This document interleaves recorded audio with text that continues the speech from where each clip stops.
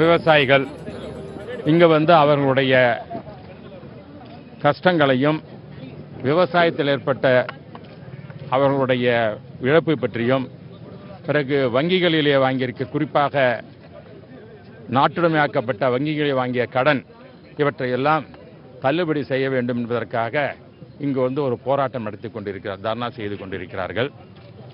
நான் ஏழு நாட்கள் முடிந்த நேரத்தில் நான் நேரடியாக இங்கே வந்து விவசாயிகளை சந்தித்து இந்த முக்கியமான இவர்கள் சொல்லி இருக்கிற பிரச்சனை நாட்டுடைமையாக்கப்பட்ட வங்கிகளுடைய கடனை ரத்து செய்ய வேண்டும், காவிரி மேலாண்மை அமைக்க வேண்டும், பிறகு நதி இந்தியாவில் உள்ள இருக்கின்ற நதிகளை எல்லாம் இணைக்க வேண்டும் என்பது முக்கியமான கோரிக்கைகள். இந்த கோரிக்கைகள் சொன்னவுடனேயே இவர்களை அழைத்து கொண்டு சென்று மாண்புமிகு நிதி அமைச்சர் அருண்ஜேட்லி அவர்கள் சந்தித்து அவர்கள் மனுக்களை கொடுத்தார்கள். அவர் நான் பார்க்கிறேன் என்று சொன்னார். அடுத்ததாக நதிநீர் இணைப்பதை பற்றியும் அதே நேரத்தில் காவிரி மேலாண்மை புரட்சித் தலைவி அம்மா அவர்கள் வெற்றி கண்டார்களே உச்சநீதிமன்றத்தில் சென்று அதை உடனடியாக செயல்படுத்த என்பதற்காக அம்மா பல்வேறு கட்டங்களில் பாரதமரை சந்தித்து கடிதம் தந்திருக்கின்றார். அதே நேரத்தில் உச்சநீதிமன்றம் வெற்றி ஒரு மாபெரும் வெற்றியாக கருதி அம்மா அவர்கள் தன் வாழ்நாளில் வெற்றி பெற்றது இதுதான், காவிரி மேலாண்மை அமைக்க வேண்டும் என்பதுதான், உடனே செயல்படுத்த வேண்டும், பல்வேறு கடிதங்களையும் பிரதமர் எழுதியிருந்தார்.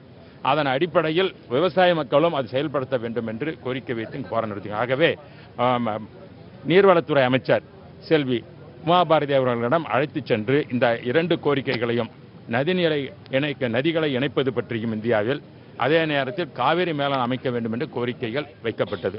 உடனே அந்த அம்மா அவர்கள் என்ன சொன்னார்கள் என்றால், என்ன உச்சநீதிமன்றத்தில் தீர்ப்பு தந்திருக்கிறதோ அதன் அடிப்படையில் மத்திய அரசு செயல்படும் என்று சொன்னார்கள். அதோடு நதிகளை இணைப்பதை பற்றி சொல்லும்பொழுது அது எங்களுடைய கொள்கைதான், ஆனால் இப்பொழுது உடனடியாக செய்வதற்கு முடியவில்லை. இருந்தாலும் வாஜ்பாய் அரசிலும் புரட்சி தலைவி அம்மா அவர் கொண்ட அந்த கோரிக்கையை வைத்ததெல்லாம் நாங்கள் பரிசீலனை செய்து விரைவிலே அது நடவடிக்கை எடுப்பதாக சொன்னார்கள். ஆகவே இதை சொல்வதற்கு நான் இந்த 7ஆம் தேதி வந்து 7 நாட்கள் அந்த நேரம் வந்தபோது தமிழகத்தினுடைய முதல்வர் மாண்புமிகு எடப்பாடி பழனிசாமி அவர்கள் என்னை நேரடியாக சந்தித்துத்தான் இதை ஏற்பாடு சொன்னார்கள். பிறகு மீண்டும் இந்த போராட்டம் தொடர்ந்து இருப்பதன் காரணமாக நேற்று நான் சென்னை சென்ற பொழுது நம்ம வேளாண் துறை அமைச்சரை அழைத்து நீங்கள் இருவரும் பிறகு நாடாளுமன்ற உறுப்பினர் மற்றும் மத்திய நேரடியாக சந்தியுங்கள், நாம் என்ன செய்ய வேண்டும் என்பதை பற்றி அவர்கள் கோரிக்கை வைத்து நாம் மத்திய அரசை இதை வலியுறுத்தி விவசாயிகளுக்கு வேண்டிய நிவாரணத்தை பெறுவதற்கு நாம் பாடுபடுவோம் என்று சொன்னார்கள். அதன் அடிப்படையில் மீண்டும் நான் இப்பொழுது நம்முடைய வேளாண் துறை அமைச்சருடன் இங்கே வந்திருக்கிறேன். இப்பொழுது அவர்கள் சில விளக்கங்களை சொன்னார்கள். நாம் கேட்டது சுமார் 60,000 கோடி ரூபாய் நிவாரணத்தை கேட்டோம், ஆனால் அவர்கள் தந்திருப்பது 2,100 கோடி கூட கிடையாது. ஆக இப்படி வந்து ஒரு பிரச்சனை இருக்கும் பொழுது நீங்கள் வலியுறுத்தும் என்று சொன்னார்கள். இதற்காக நாங்கள் இப்பொழுது நம்முடைய உள்துறை அமைச்சர் அவர்களையும் ராஜ்நாத் சிங் அவர்கள் சந்திப்பதற்காகவும் பிறகு வேளாண்மை துறை அமைச்சர் ராதா மோகன் சிங் அவர்களை சந்திப்பதற்காகவும் நேரம் கேட்டிருக்கிறோம். பிறகு அருண்ஜேட்லி அவர் சந்திப்பதற்கும் அமைச்சர் வந்திருக்கின்றார். 3 அமைச்சர்களும் சந்தித்து இந்த கோரிக்கைகள் தமிழகத்தில் இந்த நிவாரணம் அந்த போதாது, எல்லோரும் சொல்லுவது போல யானை பசிக்கு சோளப்பொரியை போடுவது போல இருக்கிறது, நீங்கள் தந்திருக்க நிவாரணம் இது போதாது. ஆகவே அந்த விவசாயிகளுடைய நிலைமையை அவங்களுடைய கஷ்டத்தை போக்க வேண்டும் என்றால் மத்திய அரசு மேலும் நாங்கள் கேட்ட தொகையை முழு தொகையை நிவாரணம் செய்வதற்காக வரதா புயல் பாதிப்பட தர வேண்டும் என்ற கோரிக்கை வைப்பதற்காக நாங்கள் மீண்டும் செல்ல இருக்கின்றோம். அது மட்டுமில்லாமல் விவசாயிகள் சொல்கின்ற நாட்டுடைமையாக்கப்பட்ட வங்கிகளிலே அந்த என்னென்ன இருக்கிறதோ அந்த கடனை விவசாய கடன் ரத்து செய்ய வேண்டியதற்காக வலியுறுத்த இருக்கிறோம். காரணம், பல தொழிலதிபர்கள் எல்லாம் அந்த பணத்தை கட்டாமல் அவர்கள் வந்து செய்யும் பொழுது அவர்களுக்கெல்லாம் இந்த காலத்திலே அவர்களுக்கு வசதிகள் பெற்று அவர்கள் மறைமுகமாக பெற்றுக் கொண்டிருக்கிறார்கள். ஆகவே ஏழை விவசாயிகள், ஏனென்றால் விவசாயம் இல்லாமல் அந்த நாடு வளர முடியாது. மனுஷன் சாப்பாட்டுக்கு தானே நல்லா இருக்கிறோம்ப, ஏன்னா டெலிஃபோன் வச்சுக்கிட்டும் செல்போன் வச்சுட்டு வாழ போகிறோம்ப, இல்லை டிவி வச்சுக்கிட்டு வாழ போகிறோம். நீங்கள் டிவி மீடியாவுக்கு வந்து கன்வே பண்ணலாமே தவிர, ஆனால் அது வந்து சாப்பாடு போடாது. இருந்தாலும் உங்களுக்கும் சாப்பாடு தான் வேணும், எல்லாருக்கும் சாப்பாடு, அது செய்வதே விவசாயிகள் தான். ஆகவே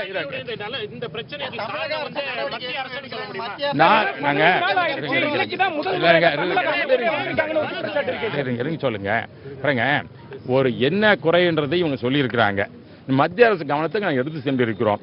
மத்திய அரசு ஆவணம் செய்வதாக இவரிடமே ஜெட்லி இருக்கும்போது சொல்லியிருக்கிறார். ஆகவே சந்திச்சு ஒரு வார காலம் ஆகியது, இதுவரைக்கும் எந்த ஒரு நடவடிக்கையும் எடுக்கவில்லை. மீண்டும் அதுக்குதான் அமைச்சர் வந்திருக்கிறார். இது குறித்து பேசுவதற்காகத்தான் இப்போது அமைச்சர் வந்திருக்கின்றார். ஆகவே மத்திய அரசினோட இந்த நேஷனலிஸ்ட் பேங்க் அவங்க கிட்ட தான் இருக்கு, நாங்க அவங்க தான் கேட்கணும். அவங்க இல்லைன்னு சொல்லலையே. நம்ம நீங்க சொல்ற மாதிரி நோன்னு சொல்ல, that is different, because they never said no. What is said, I will consider. Say Pon Radhakrishnan is different. I don't want to come at any minister's thing because he is having his own views. But I am telling my party's views and our views. Because he may have his own views. இல்ல பொன் ராதாகிருஷ்ணன் மாண்புமிகு பொன் அவருக்கு சில அவர்களுக்கு கருத்துக்கள் இருக்கும், அவருக்கு இது இருக்கும். நான் ஒரு அமைச்சர் சொல்வதை பற்றி நான் அவர் விமர்சனம் செய்ய நான் விரும்பவில்லை. நாங்கள் செய்ய வேண்டும் தான் சொல்ல விரும்புகிறோமே தவிர நீங்க அங்க போங்க இங்க போங்க சொல்றதுக்கு நாங்க இங்க இல்ல. நாங்க நாடாளுமன்றத்தில் 50 உறுப்பினர்கள் இருக்கின்றோம். குரல் கொடுக்க இவர்கள் பல பேர் ராஜ்யசபாவில் வந்து செல்வராஜ் அவர்களும் பல்வேறு குரல் கொடுத்திருக்கிறார். நாங்கள் அதே மாதிரி லோக்சபாலையும் மக்களவையிலும் நாங்கள் குரல் கொடுத்திருக்கிறோம். அம்மாவால் உருவாக்கப்பட்ட நாங்கள் விவசாய மக்களுக்காக நாங்கள் போராடுவது எங்களோட கடமை. நாங்கள்லாம் விவசாய குடும்பத்தில் பிறந்தவர்கள், விவசாயிகளுடைய கஷ்டத்தை தெரியும். நாங்களாம் சாதாரண 2 ஏக்கரா 3 ஏக்கரா விவசாயிக்கிற குடும்பம் தான் நான் பிறந்தவன். அதனால அந்த விவசாயிகளுடைய கஷ்டம் தெரியும். பிறகு தமிழக அரசை பொறுத்த கூட்டுறவு சங்கங்களோடு தள்ளுபடி செய்திருக்கிறார்கள். அது வறட்சி நிவாரணத்திற்கு முதல்ல மத்திய அரசு தந்தாலும் தராவிட்டால் அந்த நேரத்திலேயே முதலாக மாநில அரசு தான் அந்த நிவாரணத்துக்கு உள்ள உதவிகளை தந்தது. பிறகு மத்திய அரசை நாங்கள் வேண்டிக் கொண்டு கேட்டுக்கொண்டிருக்கிறோம். இதுதான் இன்றைய நிலைமை. வேற என்ன சொல்லுன்றீங்க சார்? இப்போ அதே போல 15 நாள் ஆயிடுச்சு சார். இதுக்கு முன்னாடி தமிழக அமைச்சர்கள் டெல்லி வந்தபோது கூட ஒரு நிதி அமைச்சர் உட்பட யாருமே ஜந்தர் மந்தர்ல விவசாயிகளை பார்க்கவே இல்லையே சார். தாமதம் சொல்லாதீங்க. ஒரு போராட்டம் என்பது அவர்கள் குரல் கொடுத்துக்கிட்டு இருக்கும்போது பல்வேறு காலகட்டங்களில் அவர்கள் சந்தித்து நாங்கள் நாடாளுமன்ற உறுப்பினர்கள் வந்தோம்.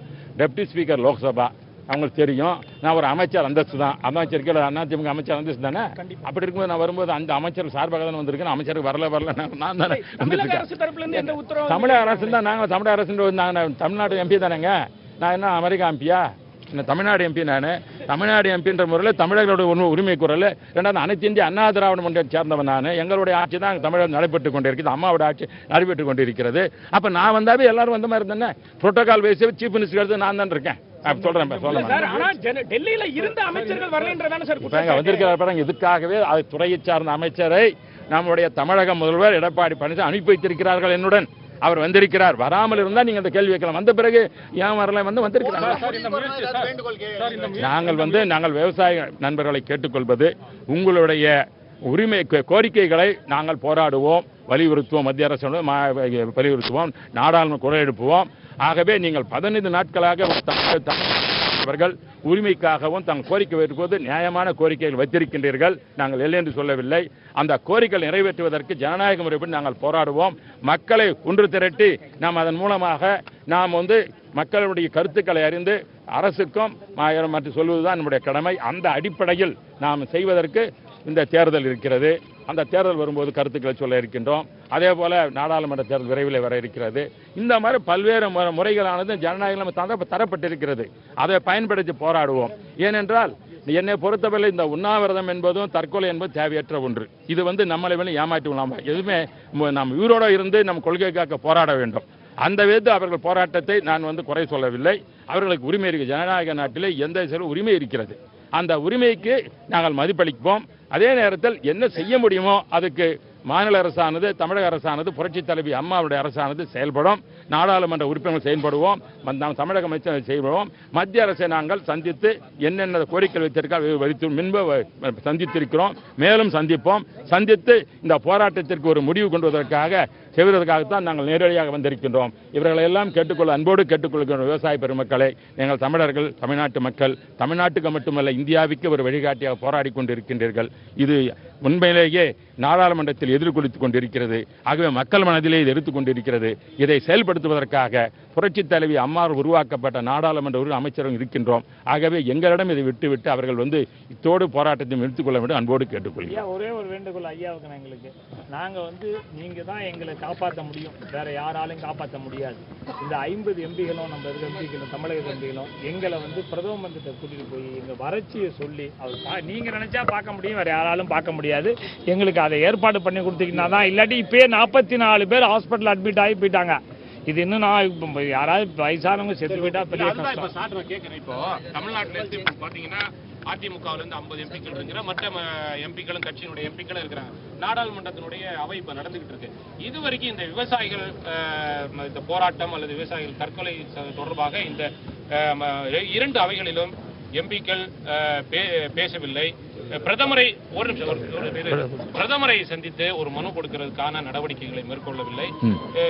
ஏன் ஏற்கனவே பல மாநிலங்களுடைய எம்பிக்கள் பல பிரச்சனைகளை எழுப்புறாங்க, நாடாளுமன்றம் ஸ்தம்பிக்கிறது உண்மை. ஆனால் தமிழகத்தை பொறுத்தளவிலே 50க்கு 60க்கு மேற்பட்ட எம்பிக்கள் இருக்கிறாங்க. ஏன் இந்த பிரச்சனையை நாடாளுமன்றத்தில் பெரிய அளவில் தமிழகத்தை சார்ந்த எம்பிக்கள் எழுப்பவில்லை? பிரதமரை ஏன் சந்திக்க நடவடிக்கை எடுக்கவில்லை? இல்லை, நாங்கள் பல்வேறு காலகட்டங்களில் இந்த விவசாய பிரச்சனையை பற்றி நான் எழுப்பியிருக்கிறேன். நானே போன வாரம் பேசும்பொழுது ராதாமோகன் சிங்களோட இந்த மினிஸ்ட்ரி வரும்போது நேரடியாக சொன்ன, விவசாயிகளுடைய கஷ்டத்தை தீர்ப்பதற்கு நீங்கள் முயற்சி எடுக்க வேண்டும். அதே நேரத்தில் அவர்கள் இடுகின்ற அந்த பொருள் உற்பத்தி செய்கின்ற பொருளுடைய விலையானது ஒரு உற்பத்தி அதிகரித்து கொண்டிருக்கிறது. அதனுடைய பொருளை என்னதான் விவசாயிகள் உற்பத்தி செய்தாலும் அது எங்கு விற்பது? உதாரணத்திற்கு இப்போ பப்ளிக் டிஸ்ட்ரிபியூஷன் இருக்குது. பப்ளிக் டிஸ்ட்ரிபியூஷனில் இப்போ எல்லாம் அரிசி கொடுக்குறோம். அரிசி கொடுக்கும்போது என்ன செய்கிறோம்? இப்போ ஹரியானா ஸ்டேட்டில் ப்ரொக்யூர் பண்ணுறோம், பஞ்சாபில் ப்ரொக்யூர் பண்ணுறோம், ஆந்திராவில் தஞ்சாவூரில் ப்ரொக்யூர் பண்ணுறோம். அப்போ கிருஷ்ணகிரியில் ப்ரொக்யூர் பண்ணுறோம்ல, இல்லை தருமபுரியில் ப்ரொக்யூர் பண்ணுறோம்ல, திருச்சிராப்பள்ளியில் ப்ரொக்யூர் பண்ணுறோம்ல. அப்போ என்ன ஆகும்னா, இந்த மாதிரி சில இடத்துல கொண்டு இந்த மாதிரி அரிசியை கொடுத்துறதுனால, எல்லாருக்கும் கொடுத்துறதுனால, முன்னவெல்லாம் அந்தந்த கிராமத்தில் விளையும் பொழுது அந்த பொருட்கள் அங்கே விற்பதற்கு வாய்ப்புகள் இருந்தது. இப்பொழுது இந்த மாதிரி மாநிலத்திலிருந்து கொண்டு வரும்போது அரிசியை திட்டம் கொடுக்கும் பொழுது அந்த கிராமத்தைச் சேர்ந்த உள்பகுதியைச் சேர்ந்தவருடைய பொருளை விற்பதற்கு முடியாத ஒரு அவல நிலைமை விவசாயிகள் அனுபவித்துக் கொண்டிருக்கிறார்கள். அதற்காகத்தான் இந்த மாதிரி ஒரு நிலைமை இருக்கும் பொழுது அதை நாடாளுமன்றத்தில் நான் குறிப்பாக இந்த கருத்தை எடுத்து போன வாரம் நாடாளுமன்ற என் கருத்தை டெப்டி ஸ்பீக்கராக இருந்தாலும் கூட பேசினேன்.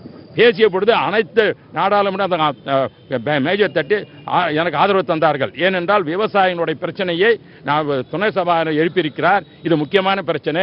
விவசாயிகளுடைய பொருட்களை உற்பத்தி பொருளை விற்பதற்கு முடியாத அவலநிலையில் இருக்கின்றார்கள். அது கரும்பு என்றாலும் சரியே, நெல் என்றாலும் சரியே, பருத்தி என்றாலும் சரியே, எந்த பொருளை உற்பத்தி செய்தாலும் அதை உடனடியாகவே அரசே, மத்திய அரசு இதெல்லாம் எப்படி அரிசியை த்ரூ அவுட் ஸ்டேட்ல பண்ற மாதிரி, த்ரூ அவுட் கண்ட்ரியில் பண்ற மாதிரி